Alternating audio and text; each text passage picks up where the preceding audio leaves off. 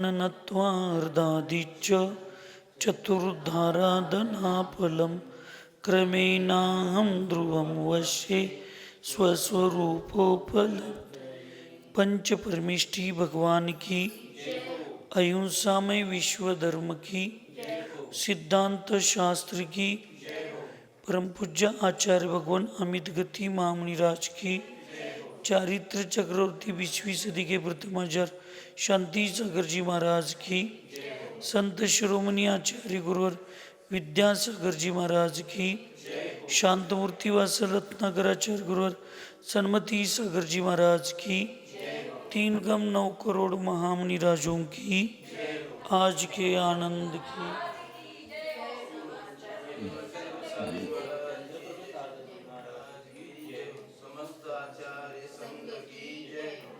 आचार्य भगवान अमित गती महामुनिराज मरणकंडिका या महान ग्रंथामध्ये पूर्वचर्चेत त्या ठिकाणी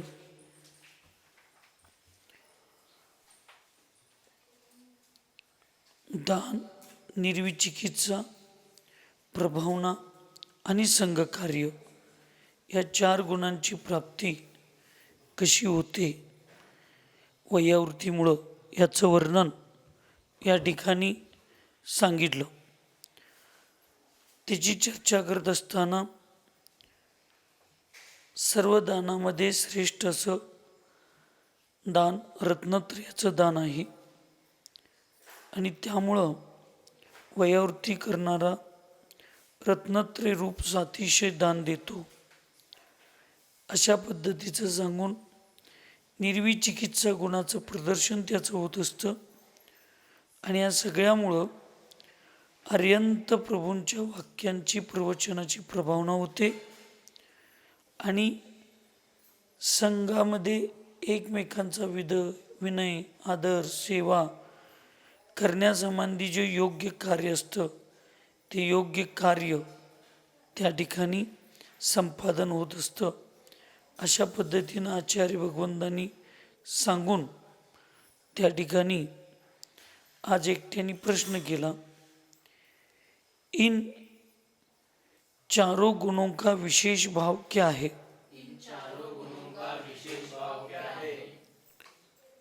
उत्तर, सातिशय दान. अन्य सब दानों में अन्य सब दानों की अपेक्षा रत्नत्रय का दान सर्वश्रेष्ठ है. कारण कि रत्नत्रय से जीव संसार समुद्र को पार कर मोक्ष सुख प्राप्त कर लेता है. जितकं काही दान आहेत त्या सर्व दानामध्ये आहारदान, औषधदान, अभयदान आणि काय शास्त्रदान हे सगळं देण्यामध्ये एकच कारणीभूत आहे, ते म्हणजे समोरच्या साधू संतांची अथवा सम्यक दृष्टी जीव. इथं मिथ्यादृष्टीचा विषयच नाही. उत्तम पात्र साधू आहेत, मध्यम पात्र वृत्ती आहेत आणि जगन्य पात्र श्रावक आहेत, सम्यक दृष्टी. तर या सगळ्यांना दान देण्याचा अर्थ एकच असला पाहिजे की त्यांच्या व्रतांची, त्यांच्या रत्नत्रयांची, त्यांच्या साधनेची स्थिरता किंवा वृद्धी एक तर वाढ व्हायला पाहिजे, नाहीतर एक तर त्याच्यामध्ये स्थिरता राहिली पाहिजे. ह्या 2च गोष्टींचं निमित्त आहे. तसं वयावृत्ती करत असताना समोरच्या साधूंच्या रत्नत्रयामध्ये स्थिरता प्राप्त होते आणि त्यामुळं वयावृत्ती करणं म्हणजे रत्नत्रयाचं दान दिल्यागत आहे. आता हे रत्नत्रयाचं दान देण्याचं सगळ्यात मोठं काम असतं ते गुरूंचं. तर गुरु रत्नत्रयाचं दान देतात आणि तुम्ही लोक त्या साधूंच्या रत्नत्रयाची सुरक्षा करता. म्हणजे वयावृत्तीमध्ये एवढं मोठं श्रेष्ठ फळ आहे की केवळ पुण्य संपादन होत नाही, तर वयावृत्ती या भावनेनं, त्या गुणानं साधूंच्या रत्नत्रयाची वृद्धी होत असते एक. आणि समजा ज्या साधूंच्या अस्थिरतेमुळं, परिणामांच्यामुळं, अशुभ कर्माच्या उदयात ज्या साधूंची अस्थिरता झालेली आहे, अशा साधूंची वयावृत्ती तुम्ही केला. आणि जर इथं तुम्ही म्हणजे आपण सगळेजण, आम्हाला पण आहे तिचं, आपण वयावृत्ती केलो आणि ते जर साधू स्थिर झाले आणि शिथिलतेतून परत पूर्वस्थानावर आले, तर तुम्हाला त्या साधूला रत्नत्रय दान दिलेल्याचं पुण्य लागतं. हे वयावृत्तीचं फळ आहे. वयावृत्ती कुठली क्रिया नव्हे आणि कुणावर उपकार नव्हे. वयावृत्ती ही इतरांची वयावृत्ती केल्यानंतर स्वतःच्या आत्म्यावर केलेले उपकार आहेत. आम्ही उलट वयावृत्ती ज्यांची करतो त्या साधूंना स्वतःसाठी उपकारक मानलं पाहिजे. आज अक्कीवाटमध्ये महाराज आले नसते तर आम्हाला आहारदान द्यायला मिळालं असतं का? आज अक्कीवाटमध्ये महाराज आले नसते तर आज आम्हाला गुरूंच्या मुखातून शास्त्र ऐकायला मिळालं असतं का? आज आम्हाला अक्कीवाटमध्ये महाराज आले नसते तर माझ्या कशायांच्यावर स्थिरता आली असती का? मग महाराजजी आले, कुठल्या माताजी आल्या, ही आमच्यावर उपकार करायला आलेत का आम्ही त्यांचा चौका लावून आम्ही त्यांच्यावर उपकार केलो?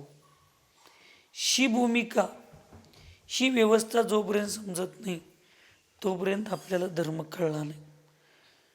तुमच्या घरापुढं एक तर कोण यायचीच गरज नाही. कुठलेही साधू आले ना तर तुम्ही सांगायला पाहिजे. तुमचे व्यवस्थापक कोण कमिटी असतील, कोण पंडित असतील, कोण महिला मंडळ अध्यक्ष, कोणी असू देत, तुम्ही त्यांना म्हणायला पाहिजे उद्या आमच्या चौक आहे, महाराज माताजी आलेत. तुमच्या घराकडे ही लोक येतात, चौका लावता काय? आणि तुम्ही कारण सांगताय बांगलं नाही, धारा असत्यात, पाणी पाजायचं आहे, गावाला जाणार आहे. हे आयुष्यात मरूपर्यंत नाही सोडला तर आपलं ते सुटत नाही.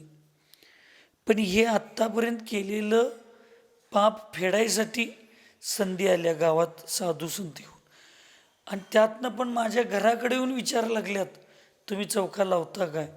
आणि आम्ही म्हणा लागलोय नाही लावत, आम्ही नाही लावत, आम्ही नाही. एक कर्मसिद्धांत असतोय, लक्षात ठेवा.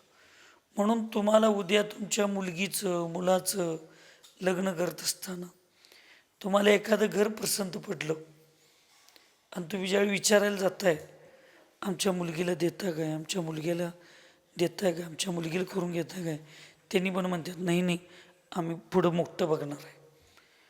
तुमच्या साधूंच्या आहाराची संधी आलेली, तुम्ही नाही नाही म्हणून सांगितला, त्याचाच कर्मसिद्धांत आहे. एखादं चांगलं काम करायसाठी तुमची इच्छा असून, तुमची ती वेळ बरोबर आलेली असून सुद्धा ते काम होत नाही. याचं कारण काय? तुमच्या दारात चांगलं काम आलेलं तुम्ही दवडला, कर्म बांधून घेतला.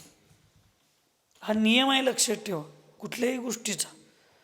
त्यामुळं धर्मकार्य करताना सवाल धरता काय, नाही म्हणायचं नाही.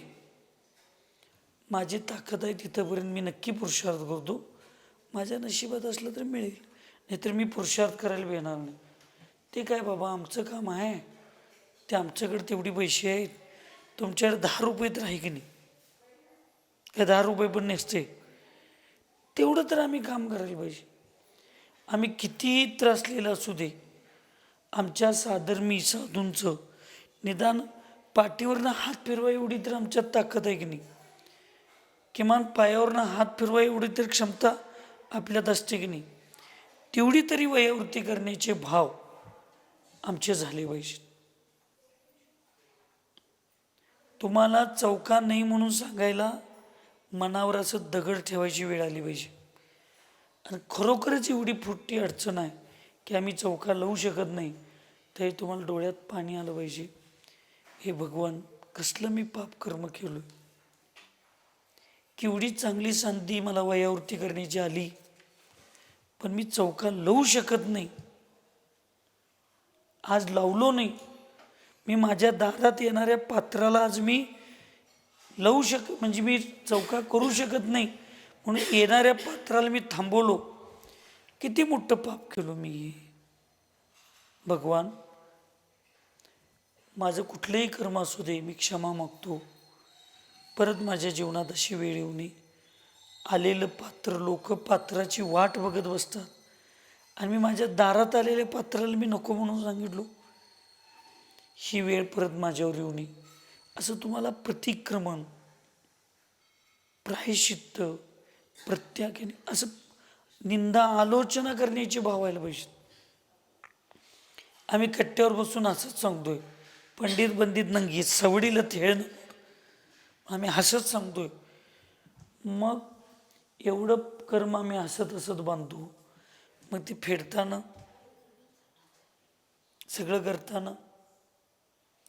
म्हणून वयावृत्ती ही एवढं श्रेष्ठ दान आहे की ते सर्व दानामध्ये रत्नत्रय दान सर्वश्रेष्ठ दान आहे. कारण या पृथ्वी तलावर सर्वात श्रेष्ठ व्रत कोणतं असेल तर ते रत्नत्रय व्रत आहे. सगळ्यात श्रेष्ठ व्रत रत्नत्रय व्रत. ह्याच्यापेक्षा मोठं व्रत नाही. सगळ्यात मोठं पद तीर्थंकर सिद्ध पद, सगळ्यात मोठं पद. मग आपण कुठल्या पदासाठी रात्रंदिवस राहावं लागलोय? 5 वर्ष ज्या पदाची गॅरंटी नाही, त्याच्यासाठी 5-25 लाख रुपये घालवतोय. पण जे पद एकदा मिळालं तर आम्हाला कधी सुटणार नाही. त्या पदासाठी रोज आमच्याकडे 5-25 मिनटं तरी वेळ आहेत का? कधी चिंतन आम्ही करतोय का? 5-25 मिनटं तर वेळ आमच्याकडं आहे का? आणि मग ते 5-25 मिनटं सुद्धा जर आमच्याकडं वेळ नसेल तर ती शाश्वत पदाची प्राप्ती आम्हाला कशी होणार? याच्याकडं लक्ष आपलं असलं पाहिजे. कारण रत्नत्रय करणारा जो, रत्नत्रयाला सांभाळणारा जो जीव असतो, रत्नत्रयाला स्वीकारणारा जो जीव असतो, तो संसार समुद्रामध्ये पार करून मोक्ष सुखाची प्राप्ती करून घेणारा असा तो असतो. त्यामुळं तो संसार समुद्राला पार करून मोक्ष सुखाची प्राप्त करून घेणारा तो जीव आहे, जो जीव रत्नत्रयाला धारण केलेला असतो. म्हणून त्या ठिकाणी तसं आहे. रोग आदी आल्यानंतर सुद्धा वाचले नाही काय? रोग आदि के कारण विचलित होने वाले साधु को वयावृत्ति करने वाले तप आदि में स्थिर कर देते हैं. अतः उनके इस महान कार्य को सातिशय दान देना कहा गया है. वयावृत्त करने वालों में ही ऐसा दान देने का सामर्थ्य है. रोग आदीच्या कारणांनी विचलित झालेल्या साधूंना वयावृत्ती करणारा जो साधू आहे तो तप आदीमध्ये स्थिर करायला निमित्त होतो समोरच्या साधूंना. आणि त्यामुळं समोरच्या साधूंना विकल्पातून स्थिर करण्याचं कार्य फक्त वयावृत्ती एका गुणामध्येच आहे. आणि ती वयावृत्ती करणारा साधू स्वतः महान असतो आणि करणाऱ्यांना सुद्धा तो काय करतो? स्थिर करत असतो. त्यांनाही महानतेच्या दिशेनं तो जाण्यासाठी सहयोगी बनत असतो. म्हणून वयावृत्ती करणारा साधूच वास्तविक सर्वश्रेष्ठ दान करणारा साधू आहे किंवा दाता आहे, असं आचार्याने या ठिकाणी सांगितलं. बघा तुम्ही,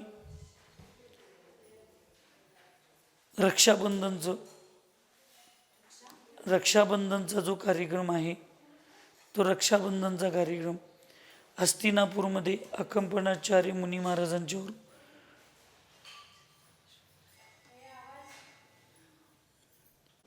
हस्तिनापूरमध्ये अकंपनाचार्य महाराजांच्यावर पूर्ण संघावर उपसर्ग झाला काही झाला नाही.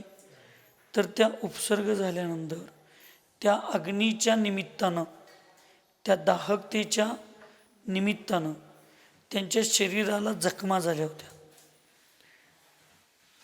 त्या साधूंचं रत्नत्रय स्थिर राहू दे, त्यांचा उपसर्ग दूर होऊ दे म्हणून विष्णुकुमार मुनी महाराजांनी तर काम केलंच, पण त्या हस्तिनापुरांमधले अनेक श्रावकांनी 4 प्रकारच्या आहार पाण्याचा त्याग केलता.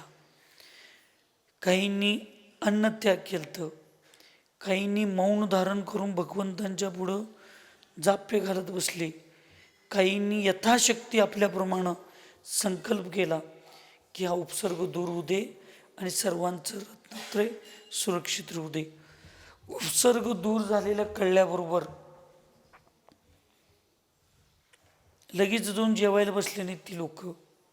त्या लोकांनी त्या साधूंचा चौका लावला. ज्या लोकांच्याकडे ज्याचं ज्ञान होतं त्यांनी औषधाची लगेच तूप, हळदीचं पीठ काय असेल ते, त्या जखमा झालेल्या असतील त्याच्यावर लावायसाठी औषध तयार केलं, औषध लावलं, सगळं केलं. ह्याला म्हणायचं वैयावृत्ती. अनंत पुण्यकर्माची प्राप्ती होते, असंख्यात पापकर्माची निर्जर होते, असंख्यात गुणी कर्म निर्जराची पुण्यकर्माची प्राप्ती होते. तुमच्या त्या कर्मकांडामध्ये जे सांगितलं, अनुभव, विष, हलाहल, कांची काय आहे की ते त्या सगळं निघून जातं. आणि मग खांड, साखर, गूळ, अमृत काय आहे ना, त्या खांड असेल तर साखर, साखर असेल तर अमृत, गूळ वृद्धी होत जाते. पुण्यकर्मामध्ये शक्ती त्याची वाढत जाते. ही वयावृत्तीचं फळ आहे. आणि आपल्याला वयावृत्ती करायची संधी चांगली येते आणि आम्ही त्याच्यात डावलतो. उलट आरिका माताजी चातुर्मासला येतो म्हणल्यावर बायकांना आनंद व्हायला पाहिजे. उलटं काय होतंय, बायकाच माताजी अष्टवल्लीनवर महाराज अष्टवितर म्हणजे एकदा 2 घास पोटाला घालून त्यांना बस्तीकडे पाठवलं, ह्या मोकळ्या झाल्या कट्ट्यावर बसून गावचं माप काढत बसायला, शेंगा फोडत. उलट तुम्ही म्हणायला पाहिजे माताजी उदेत, आम्हाला त्यांची वयावृत्ती करायला मिळेल, त्यांच्या खोलीत एक दिवस जाऊन झोपायला मिळेल, त्यांच्या खोलीत त्यांच्याबरोबर आम्हाला सामायिक करायला मिळेल, असले भाव करायला पाहिजेत. पण तुम्हाला साडी धुवायला लागल, त्यांना काडगीला घेऊन जायला पाहिजे, मग त्यांना काडगीला घेऊन कोण जाणार, त्यांच्या साड्या कोण धुणार, त्यांच्या खोलीत वस्तीला कोण जाणार. म्हणून आपण उलट एवढी चांगली स्त्री पर्यायाला छेद करण्याची संधी मिळते आणि मॅम त्याच्यात आळस करतो. तर हे वयावृत्तीचं फळ पहिला समजावून घ्या. आणि म्हणून वयावृत्ती करणारा जो साधू असतो तो सर्वश्रेष्ठ दान देत असतो. अचिकित्सा अर्थात निर्विचिकित्सा, निर्विचिकित्सा गुण सम्यक दर्शन का एक अंग है और अनिर्विचिकित्सा सम्यक्त्व के 25 दोषों में एक दोष है. चुकले बघ. अनिर्विचिकित्सा, निर्विचिकित्सा, हाँ बरोबर. रुग्ण साधु की सेवा करते समय उनके शरीर से निकला हुआ मलमूत्र, वमन एवं फोड़े, पुंसियों से निकलने वाली पीव आदि को बिना जुगुप्सा के साफ कर देने से द्रव्य विचिकित्सा का त्याग हो जाता है और उसके निर्विचिकित्सा गुण का बाह्य में भी स्पष्ट प्रदर्शन हो जाता है तथा निर्विचिकित्सा अंग दृढ़ हो जाता है. निर्विचिकित्सा गुणामुळं गुण हे सम्यक दर्शनाचे अंग आहे. अष्टांग सम्यक दर्शन. एक जरी अंग नसेल तर ते सम्यक दर्शन हे विकलांग मानलं जातं. ते कधी डळमळीत होऊन पडेल याची गॅरंटी नाही. मग सांगा कोणतं कोणतं 8 अंग आहेत? स्वाध्यायी ग्रुप आहे तुम्ही. 8 अंग कोणते? निशंकित म्हणजे काय? मग त्यानं तसं का केला, यानं असं का केला, आमच्याबरोबरच असं का व्हायला लागले, त्यांच्याबरोबरच तसं का व्हायला लागले, त्याने आमच्याशी असं मुद्दामनंच केलं. हे जे आहे हे कर्मसिद्धांत आहे. हे भगवंतांनी सांगितलंय की मी पूर्वभावात त्यांना कुठतर अडथळे केलोय, त्यामुळं त्यांनी माझ्या धर्मकार्य त्यावेळेला अडथळे करत आहेत. आणि ह्या आज्ञेवर, ह्या जिनेंद्र भगवंतांनी सांगितलेल्या ज्ञानावर माझी जरासुद्धा काय असता कामा नये, शंका असता कामा नाही. आम्ही शंका घेत बसतोय, त्यांनी तसं का केलं, यांनी असं का केलं, माझं असंच का व्हायला लागले, माझं तसंच का व्हायला लागले. शंका नाही. कर्मसिद्धांत कोण सांगितलाय? भगवंतांनी. माझ्या कर्मामुळं असं व्हायला लागलं, विषय संपला. माझ्या पुण्यकर्मामुळं माझं चांगलं व्हायलंय, माझ्या पापकर्मामुळं माझं वाईट व्हायलंय. त्यामुळं पुण्यकर्मामध्ये अहंकार करायचं नाही, पापकर्मामध्ये त्रास करून घ्यायचं नाही. ही निशंकित सम्यक दर्शनाचं अंग आहे. ह्याला काय म्हणायचं? निशंकित सम्यक दर्शनाचं अंग. निकांक्षित, कुठली अपेक्षा ठेवायचं नाही. काल एकटी महिला म्हटली, महाराजजी डोकीवर हात ठेवून पोरग्याला आशीर्वाद द्या, लवकर लग्न होऊ द्यायचं. जैन समाजात पोरांची आता लग्नच होईना. आता काय जैन धर्म समाजानं तुम्हाला काय पोरांचं लग्न करायसाठी जैन धर्म आहे? जैन धर्मामध्ये पूर्वी ही एकेका माणसांची 96,000 राण्यांच्याबरोबर लग्न झालं असं पण जैन धर्मात सांगितले. आमच्या पोरांची लग्न होईनात, ह्याला जैन धर्म कारण आहे? ह्याला आमचं वर्तवणूक असू शकतं, माझं पूर्वकर्म पाप असू शकतं, माझी परिस्थिती असते. पण जैन धर्मात जैन धर्मातल्या पोरांच्या अलीकडे लग्नच होईनात. म्हणजे जैन धर्म पोरांची लग्न न व्हायला निमित्त असेल तर जैन धर्मात याच्यापूर्वी 96,000 राण्यांच्या बरोबर लग्न केल्यात. तेव्हा कुठला धर्म होता मग देऊ? आपली चुका आपण धर्मावर, समाजावर, गुरूंच्यावर लागतो. आणि छोट्या छोट्या क्रिया करताना सुद्धा आकांक्षा ठेवून करतो. 5 नारळ चढवायचं आणि मोठं काहीतरी मागून घ्यायचं. 5 नारळाचं तुला तोरण चढवतो. तुम्ही म्हणणार महाराज आपल्या धर्मात पण आता सगळ्या अतिशय क्षेत्र, तुमचं पण अतिशय क्षेत्र आहे म्हणून सांगायला लागलो अख्खी वाट. आता सगळ्या क्षेत्रावरनी व्यापारीकरण चालू झालंय. असं काही नाही. लक्षात ठेवा, आपण निर्मळ भक्तीनं बिन मांगे मोती मिले, मांगे मिले न भीक. आणि मागायचंच आहे तर त्यांच्यातले गुण मागा भगवंतांच्यातले. जाना हो तो ऐसी जगह जाओ जहाँ से आना ना हो, और आना हो तो ऐसी जगह आओ दुरुकर मॅडम फिर जाना ना हो. म्हणजे उदाहरण सांगायला लागले. असं यायचं असेल तर अशा ठिकाणी या, परत जायलाच लागूनी. आणि जायचंच असेल मोक्षाच्या ठिकाणी, अशा ठिकाणी जावा मोक्षाच्या ठिकाणी की परत तिथनं यायलाच नको. आणि यायचं असेल तर अशा ठिकाणी या साधू संघामध्ये, विद्यार्थी, ते परत जायलाच नको. आम्हीच म्हणायचं निर्विकल्प शुद्धात्मा. आणि दिवसभर आमच्याकडे विकल्पच. त्या स्वाध्याय घ्यायचा आहे. मी गेलो तर त्यांचं स्वाध्याय कोण घेणार, मी गेलो तर हे कोण करणार, मी गेलो तर ते कोण करणार. म्हणजे आणि आम्ही काय करायला लागलोय, पराचीच पंचायत करत बसलोय, स्वतःच काय. पण मोक्ष मार्ग असं व्यवस्था आहे, तुम्ही एक सोडला तर तुम्हाला 10 ठिकाणी काम करण्याची संधी मिळते. मी एक आईवडिलांना सोडलो, मी समाजात हजारो म्हाताऱ्या आईवडिलांची सेवा करण्याची संधी मला मिळाली. मी माझ्या 4-6 बहिणी सोडलो, आज मला समाजात हजारो बहिणी मिळाल्या. मी एक घर सोडलो, चंद्रपूर सागर आमचा मुलगा म्हणणारे मला हजारो घरं मिळाली.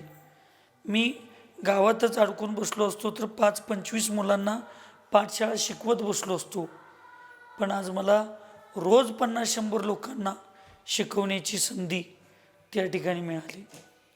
मोक्ष मार्गामध्ये नुकसान काही नाही, लक्षात ठेव. मोक्ष मार्गामध्ये फायदाच फायदा असतो. मोक्ष मार्गामध्ये फायदाच फायदा असतो. मोक्ष मार्गामध्ये एक काय तर तुम्ही त्याग केला तर त्याच्याबद्दल तुम्हाला 10 मिळत असतात. मोक्ष मार्गामध्ये एक दुर्गुणाचा त्याग केलो तर त्याच्या बदल्यात 1000 गुणांची प्राप्ती होत असते. त्यामुळं कुठली अपेक्षाच करायची नाही सांसारिक परिभ्रमणाला निमित्त असणारी. इतकं निकांक्षितपणे सम्यक दर्शन असलं पाहिजे. त्यामुळं निकांक्षित सम्यक दर्शन. तिसरं गुण कोणतं आहे? निर्विचिकित्सा सम्यक दर्शन. निर्विचिकित्सा म्हणजे काय?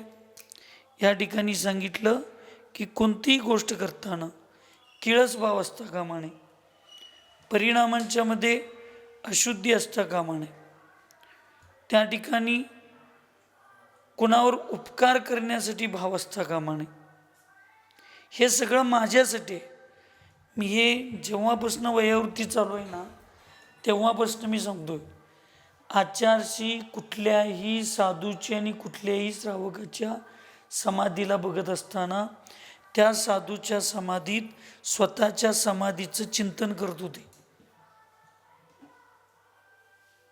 म्हणून आपण दुसऱ्याची वयावृत्ती करत असताना तुमच्या शरीरात माझ्या शरीरात काय वेगळं आहे सांगा?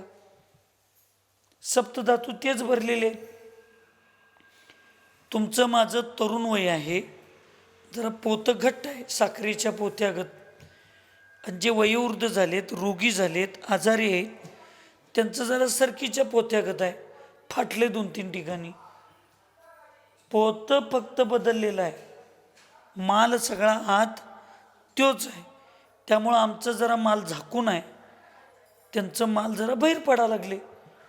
मग आज तुम्ही त्याची सेवा नाही केला तर मग आम्ही म्हातारं झाल्यावर, आम्ही रोगी पडलो, आम्ही आजारी झालो, आमच्यावरती परिस्थिती आली तर आमची सेवा कोण करणार? म्हणून सुनांनो, कधी भाव करू नका. तुमच्या पोरींची लग्न करत असताना बायकांनो, कधी तुमच्या पोरगीला मार्गदर्शन करू नका की सासू नसणाऱ्या घरात माझी पोरगीचं लग्न होऊ दे. सासू गावात आणि माझी पोरगी पुण्यात, कधीही भाव करू नका. कारण तुम्ही हे विसरलायचा, तुमची मुलगी कधी तर सासू होणार आहे आणि तुम्ही पण कधी तर म्हातार होणार आहे. तुमची मुलगीचं लग्न करताना, तुमच्या मुलग्याला लग्न करताना त्या पोरगीनं म्हटलं तर मला सासू नसणारं घर पाहिजे, माझा नवरा सासूपाशी आईपाशी राहत नाही असा नवरा मला पाहिजे, त्यावेळी तुम्ही काय म्हणायचं? कसलं संस्कार केल्या? आणि तुमच्या मुलगीला, तुमची मुलगी म्हटली तेव्हा सासू सासरे नसणारं घर पाहिजे, तुम्ही तिला म्हटला? तुम्ही भाव करताय कुठं सासूच्या तावडीत मारायला माझी पोरगी जाऊ दे, सासू नसणाऱ्या घरात माझी पोरगी जाऊ दे. मग तुमच्या पोरग्यासंग लग्न करणारी पोरगी म्हटली तर जैसी करणी वैसी भरणी असते, लक्षात ठेव. आपण आपल्या घरावरनं दुसऱ्याच्या घराची परीक्षा करायची असते. म्हणून कधीही असं किळसभाव, ईर्ष्याभाव, मत्सरभाव असता कामा नये. याला म्हणायचं निर्विचिकित्सांग. चौथं कुठलं आहे? निशंकित, निकांक्षित, निर्विचिकित्सा, अमूढ अंग, अमूढ दृष्टी. अमूढ दृष्टी म्हणजे काय? मूर्खतेनं रहित दृष्टी. मूर्खता म्हणजे अज्ञानालाच मूर्खता म्हटलं. कशाला मूर्खता म्हटलं? अज्ञानाला. त्या अज्ञान दृष्टी माझी निघून जाऊ दे. जरा कर्कण आली, जरा काहीतरी सम्यक तो तुम्ही स्वीकारला आणि जरा काहीतरी तुमच्या घरात त्रास चालू झाला, बहुतेक ते सोडलं म्हणून असं झालं बघ, बहुतेक हे सोडलं म्हणून असं झालं बघ. आता विद्यार्थी म्हणून परीक्षेला बसल्यावर अभ्यास करताना तुम्हाला परीक्षा द्यायलाच पाहिजे. तुमच्यात किती दृढता आहे हे बघण्यासाठी कर्मसुद्धा काही वेळेला परीक्षा घेत असतं. तर रेवती राणी तर मिथ्यात्व करतच नव्हती, पण तिला भगवंतांचं समोशरण आणून दाखवले तर ती भगवंतांच्या समोशरणात सुद्धा गेली नाही. ती म्हटली तीर्थंकर 24च असतात. आणि भगवान महावीर तर परवा मोक्षाला गेलेत. आताही कुणाचं समोशरण येते? तीर्थंकरांच्या शिवाय समोशरण कुणाचं नसते. त्यामुळे कोणतर मायावी व्यक्ती मायावीच्या माध्यमातून लोकांना फसवा लागला. आम्ही जरा कोणतर चमत्कार दाखवलं, आखीवाटवाले लगी पळायला चालूच केलो. दोरा, तईत, गंडा, जरा काय तर आशीर्वाद, नारळ, जरा अशी पूजा केलं तर तुमचं असं होईल, तशी पूजा केलं तर तसं होईल. चंद्राच्या सावलीत उजेडात पूजा केली तर चंद्र प्रसन्न होतोय. इथं जमिनीवरच्या चंद्रासारख्या नवऱ्याला पोटाला घालायचं सोडून इथं आकाशातल्या चंद्राला आम्ही काय करायला लागलोय? प्रभावित करण्याचा प्रयत्न करलो. होतंय तसं काही नाही. त्यामुळं कुठल्या अपेक्षा ठेवायचं नाही. अमूढ दृष्टी अंग असलं पाहिजे. पाचवं कुठलं? उपगुहन अंग. उपगुहन अंग म्हणजे काय? जर कोण चूक करत असेल तर त्या चुकीला झाकणं आणि त्या चुकीचं प्रभाव म्हणजे प्रचार प्रसार न करणं, याला म्हणायचं. कुणाच्यात चांगला गुण एक असेल तर ते एका गुणाचा प्रचार करणं आणि वाईट गुणांना झाकणं. आपण काय करतोय? वाईट गुणाचाच प्रचार. बघा सोशल मीडियावर आज चांगले चांगले ज्ञानी साधू, चिरकालीन साधू नुसतं एकमेकाची निंदा, तिरस्कार ह्याच्यातच धर्म माना लागले. तर नाही, उपगुण अंग पाहिजे. त्याच्यापुढं स्थितीकरण. कोण चुकत असलं तर त्याची चूक झाकायची आणि त्या चुकीला सुधरून त्याला चांगली सुधारण्याची संधी द्यायची, त्याला मदत करायचं, हे स्थितीकरण. आम्ही बस्तीकडे येणाऱ्याला म्हणतोय, कसं काय आलायचं आज? ते उद्या यायचंच बंद करतोय. तुम्हाला बायकांना लय धर्म करून सवय. चौक्यात कोणतरी एखादा नवीन पुरुष आला, हांग मार बेट मार बेट बेट, त्याला एवढं 4 लोकांच्यात आम्ही जोरानं बोलतोय. तो म्हणतोय तुझा महाराज, तुझं चौका, तुझी बस्ती, तुझा धर्म, तुला काय करायचं कर. आपल्या लक्षात आहे तो नवीन माणूस आहे, त्याला एकांतात घ्यावं, शिस्तीत सांगावं, समजावून सांगावं. नाही, स्थितीकरण अंग. वात्सल्य अंग. परजीवाचं दुःख, पीडा बघितल्यानंतर हृदयामध्ये वात्सल्य यायला पाहिजे. वात्सल्य अंग. आम्ही इथे येऊन तिरस्कार करू बसतोय. ती बघ पद्मावती कर लागल्या, ही बघ पद्मावती कर ना, ती बघ दिवा लावल्या, ही बघ दिवा लावली नाही, ती बघ तसं करायला लागल्या, ती अशी करायला लागल्या. आपण इथं येऊन वात्सल्य, प्रेम निर्माण व्हायला पाहिजे आपल्यात. आपण काय करतोय? तिरस्कार करत बसतोय. कोण दिवा लावल्या ती बरोबर आहे काय? दिवा विजवल्या ती बरोबर आहे. कोण पद्मावती करायला लागल्या ती बरोबर आहे काय? पद्मावती नाही करायला लागल्या ते बरोबर आहे? काही नाही. जो जो देखा वीराने सो सो होई रे. जे वीर भगवंतांनी, महावीर भगवंतांनी बघितले आणि बघा लागलेत तेच जगात व्हायला लागले, वेगळं काही होत नाही. त्यामुळं मला त्याचं लई टेन्शन घ्यायचं काय काम नाही. ऊर उसबर माड उनुलद खुत. दुसऱ्यांना शानं करायला जाऊन आम्ही बिघडत बसायचं नाही. हे ज्यावेळी आम्हाला कळेल त्यावेळी आमच्यात वात्सल्य अंगेल. उपसर्ग करणाऱ्या गळ्यात मेलेलं साप टाकून 6 दिवस उपसर्ग सहन करणारे साधू उपसर्ग करणाऱ्यांना पण तेच आशीर्वाद दिले आणि उपसर्ग दूर करणाऱ्या चेलनाराणीला सुद्धा तोच आशीर्वाद दिला. हे वात्सल्य अंगायला. आम्ही घरात बसून 2 सुनांच्या मध्ये आम्ही तिरस्कार करायला लागलो, भेदभाव करायला लागलो. भगवंतांच्यात बसून हे गावातलं भगवंतांची प्रतिमा चांगली आहे, ती निशिदीवरची काय एवढी चांगली नाही. देवांच्यात आम्ही 2 भाग करू टाकलो. मंदिर ही बस्ती त्यांची आहे, ही बस्ती त्यांची आहे. मंदिरात आम्ही भेदभाव करून टाकलो. सांगा आमच्यात कसं वात्सल्यांग असेल. आणि राष्ट्र राहिली प्रभावनांग. प्रभावनांग म्हणजे जिनधर्माची, जिन शासनाची, दिगंबर मुद्रेची कशी प्रभावना होईल. अहिंसा धर्माची कसं बहिरंग आणि अंतरंग दोन्ही प्रकारचं प्रभावना होईल. अशा पद्धतीचे आपले भाव असले पाहिजे. हे 8 अंग आपल्यात असतील तर आपलं सम्यक दर्शन काय आहे, पक्का आहे. नसेल तर विकलांग आहे. यातलं एक जरी नसलं तरी आपलं सम्यक दर्शन अपंग सम्यक दर्शन आहे. आणि अपंग सम्यक दर्शन कधी आपल्याला सिद्धत्वाची प्राप्ती करून देतं नाही. त्यामुळं तुम्ही आता तत्वार सूत्र व्रत काय तर करायला लागलं आहे. अखिवाटमधल्या महिला मंडळ, स्वाध्याय मंडळ, तुम्ही कशासाठी आहे. नुसता दुकानातलं बास्केटमध्ये भरलो, बास्केटमधलं परातीत भरलो, परातीत आणून पाटावर ओतलो, पाटावरचं परत पंडितानं बुट्टीत घेतला, बुट्टीतनं परत त्यानं 2 रुपये कमी पैशाला नेऊन दुकानात विकला आणि दशलक्षण चालू झाल्यावर तेच घेऊन आलो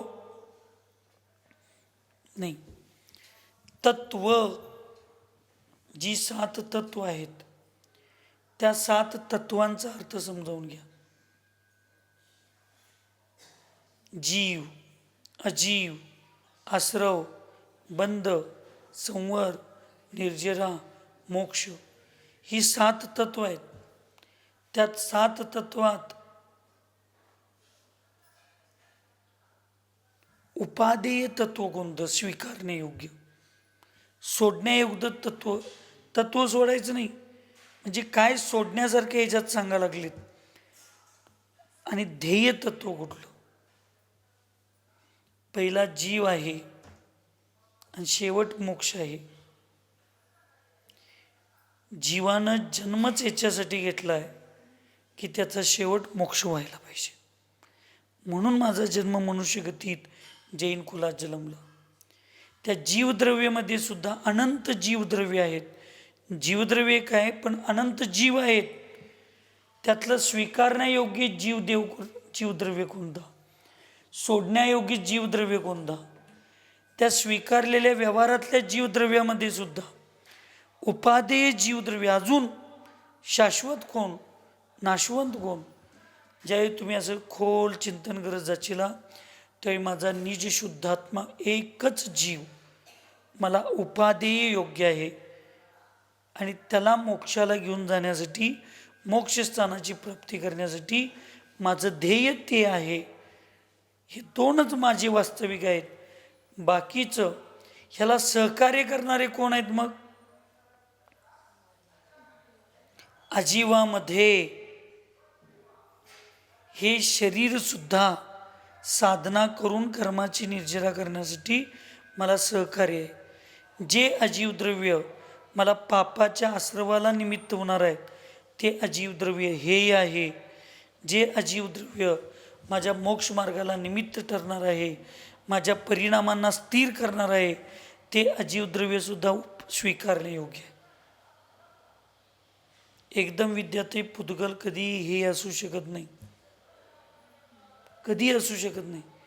पिंचीसुद्धा पुद्गल आहे. या पिंचीचा आधार घेतल्याशिवाय तुम्ही व्यवहारात अहिंसा धर्माचं पालनच करू शकणार नाही.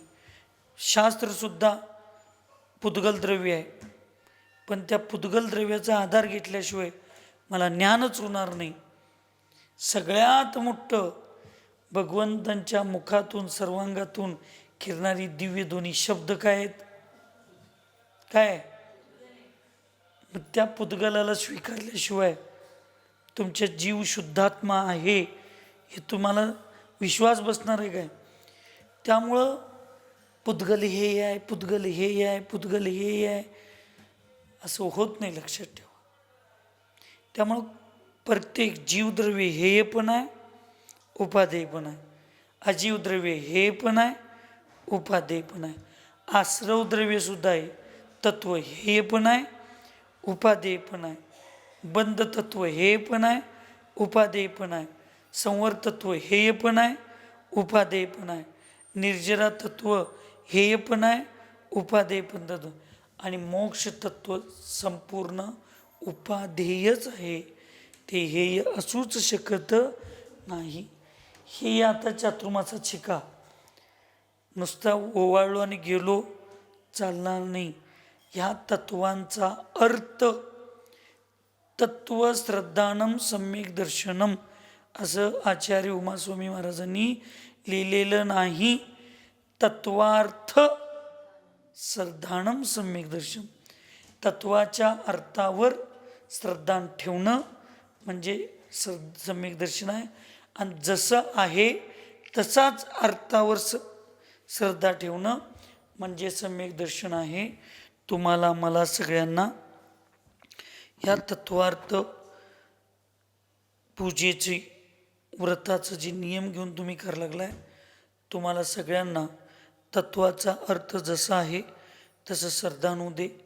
त्याच्यावर पुरुषार्थ घेऊन तुम्ही त्या तत्वाच्या अर्थाला आचरणात आणण्याचा प्रयत्न तुम्हाला आम्हाला होऊ दे. आणि वयावृत्तीच्या भावनेतून तुमच्या आमच्या जीवनाचं कल्याण होऊ दे, एवढीच मंगलमय भावना करून सुखी रहे सब जीव जगत में, कोई कभी न घबरावे, वैर पाप अभिमान छोड़ जग, नित्य नये मंगल गावे. ओम नमः. सबको क्षमा, सबसे क्षमा.